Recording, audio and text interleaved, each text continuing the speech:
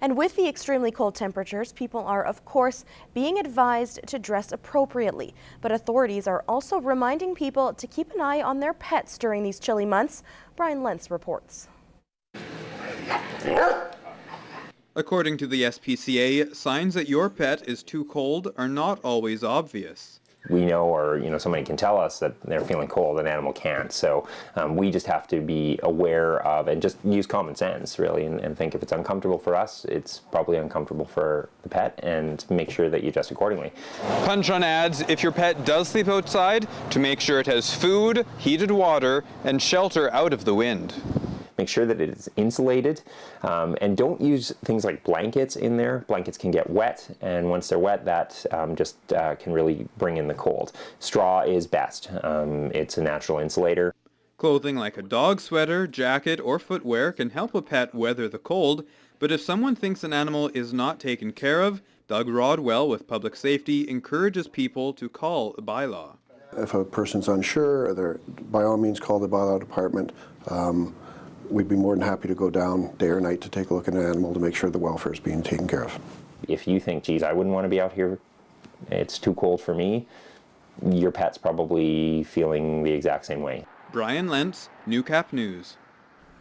Well, the Winter Spectacular at the Lloyd Cultural and Science Centre and a presentation of the Nutcracker by famed dance studio are just a couple of events going on this weekend. Heather Clagus has more in this week's What's Happening.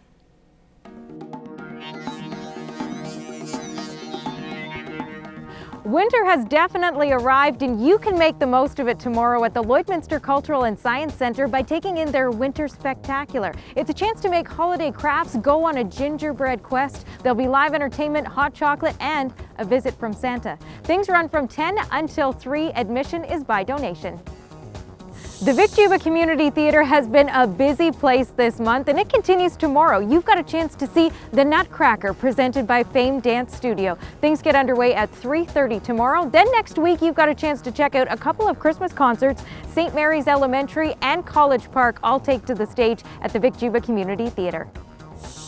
If the cold temperatures have kept you from playing on the playground equipment, well, we've got something that'll really heat you up and you can enjoy indoors. It's Now Country 10, music from some of the hottest artists in country music, including Keith Urban, Luke Bryan, Eric Church, and Sam Hunt. If you want a copy, it's really easy. All you have to do is email your name and daytime phone number to tvcontests@newcap.ca. We want to say thanks to John at Universal Music Canada for setting us up with the music. And pick up your tickets now for next Saturday's Christmas Gala in Marwayne. Some festive treats and music from the Dirt Rich Band should be a great night out. Well, whatever you choose to do this weekend, I hope you have a great one. I'm Heather Clagus, and that's what's happening.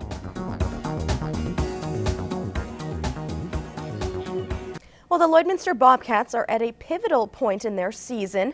Our Lance Phillips caught up with the team at their last practice before leaving for 3 straight games away from the Civic Centre. The 2016-2017 season has been a story of highs and lows for the Bobcats, and this past weekend was a prime example. The low of a 7-0 drubbing at home Saturday to the high of a 3-1 road win Sunday provided the team some insight into the difference between the two games. Played a full 60-minute game, and Brooks is obviously a little better of a team. I don't think we were used to their pace yet. I think it's just our intensity, our compete level. You know, we gave Brooks way too much respect. We looked at them as, oh, this is an amazing team. We just gave them too much respect. Let them kind of walk all over us. Simply put, effort. We came with effort, and we knew we wanted to win. We had to win. We did everything it took to win. Willing to block shots, compete.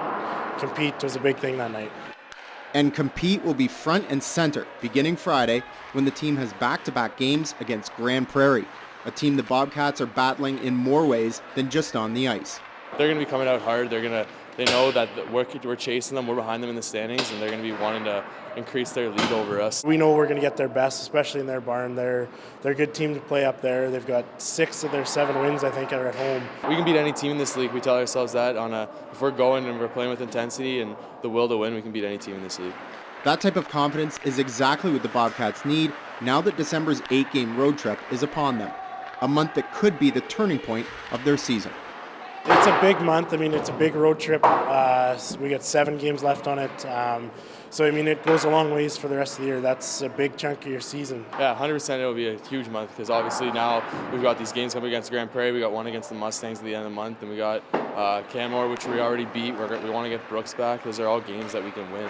Christmas can come early for the Bobcats if they can figure out how to win on the road, but it won't be easy. The team is 3-9 away from the Civic Center this year, and if they hope to get ahead of Grand Prairie in the standings, they're going to have to do something they haven't done yet this season: win 2 in a row.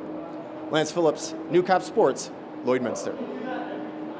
And to some high school sports now. The Holy Rosary Raiders senior girls basketball team is preparing to hit the hardwood for 2 back-to-back weekend tournaments. The Raiders head to Sturgeon's Rise Up tournament, where they'll see teams from BC and Alberta. The focus isn't to win it all, but to learn from the mistakes. We don't go to tournaments to win them. We go to get better, because we want to, at the end of the season, we want to compete at provincials. We want to have a chance. The girls have played in 1 tournament so far, winning 2 out of 3 games, ultimately losing in the final. This weekend, the Raiders are hoping for a different outcome.